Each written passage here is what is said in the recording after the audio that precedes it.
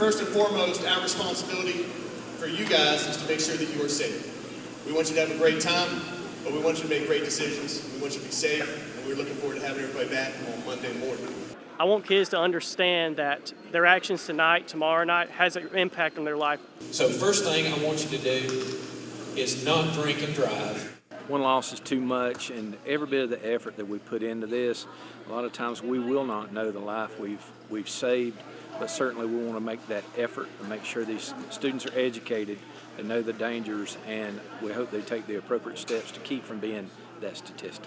Well, I hope they learn, this is a prom this weekend, but this is about life. This is a situation where they're going to make decisions every day. What they face, who they're with, where they go party at, where they drive at. We just want them to make the right decisions from that standpoint. They might have to leave a situation. We want to see them alive at the end of the day. I don't know most of you, but you know what? It don't make any difference because I care about you. I shared the story of my son Aaron. He died from a car accident on July the 13th. It was one of those things that started out like any other day, and as the day went on, it just got worse and worse. And basically, I was sharing with the students here the importance of driving safely, how it would affect them, how it would affect their family.